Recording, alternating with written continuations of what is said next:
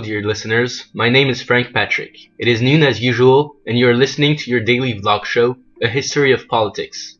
Today, joining us, the grandson of an ancient Temperance League activist, John Graham.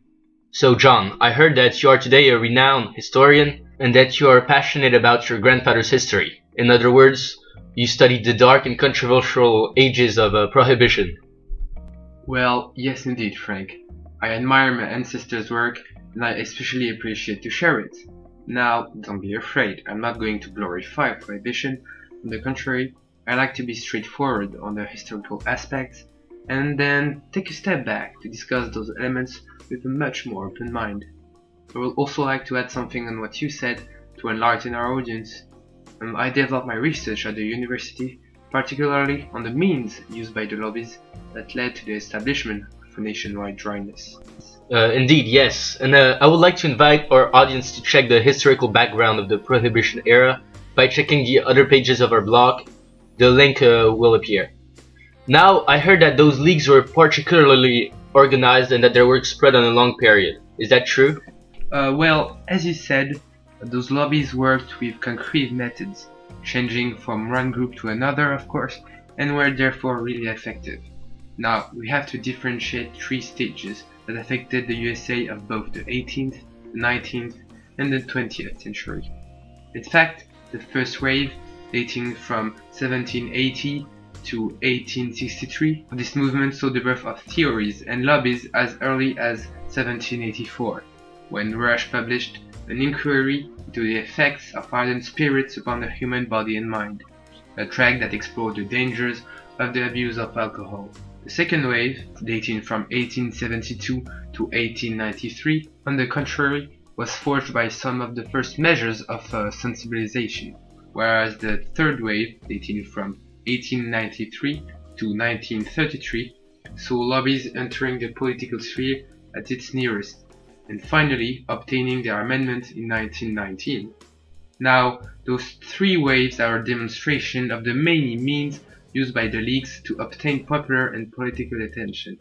Those means, spreading on all the different waves, can be summarized under four main categories: political pressure, social sensibilization, education, and show of strength. So in the end, the lobbies understood pretty well that you can extort whatever you wish as long as you succeed to own both the politicians, the people, and the minds. Am I right? Well, yes indeed, and it is because of those organized tactics that they became very popular all over the country. But how exactly did they operate to do so? Well, first, to lobby the politics, they had to penetrate the system. In fact, the most successful leagues worked just like a virus, as they focused on non-partisan lobbying, meaning that they privileged the support of individual candidates from multiple parties, and so secured a strong impact on every party at once, therefore influencing the decision-making at both the state and federal levels. Now that the lobbies had gained political influence, the prohibitionist mastermind was at the command room, as they were also helped by the Protestant Church, who already had a strong impact on the government at that time. The virus had made its way through the body and up to the brain. So now that the lobbies were ready to offer statewide laws and amendments, how did they manage to convince the popular opinion? Well, the political pressure was one of the last phases of this fight. In fact, they started by rallying people to their cause, the most significant fact being that most of the time, partisans of those leagues were reformed heavy drinkers from the working class, and so added a personal touch to the campaign, a familiar approach if you may. People were therefore more easily convinced. But how exactly did they operate?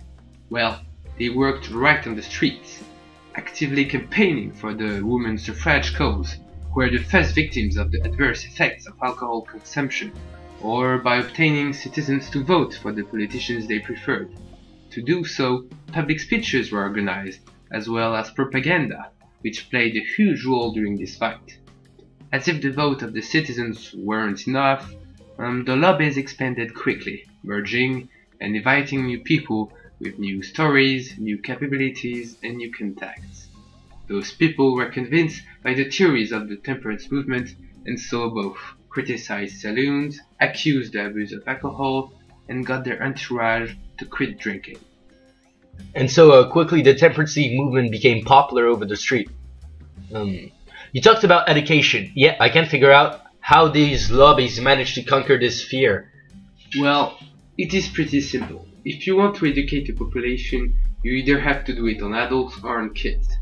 In fact, pretty early in the history of those movements, we saw the rise of the temperance theater, or plays that portrayed the physical, moral, and economic fall of the drinker, like the play entitled The Drunkard by W.H. Smith that premiered in 1841 in Boston.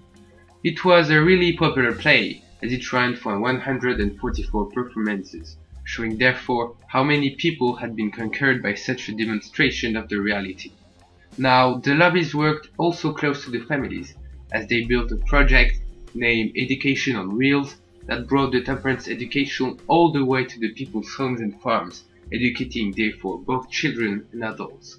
The massive spread of temperance lectures and literature series played an important role in the education of the whole nation too.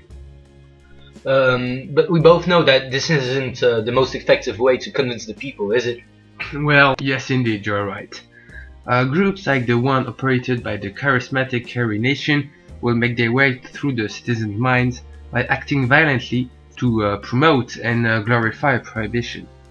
In fact, they became famous by entering bars and saloons to smash liquor containers and literally destroy the gin mills with hatchets, getting therefore the ridiculous name of hatchet-wielding nation. Thank you, John. So now that you guys understood how the Temperance League worked to make the public opinion shift in its favor during those 3 centuries, we'll talk next week about how organized crime rose during the Prohibition era.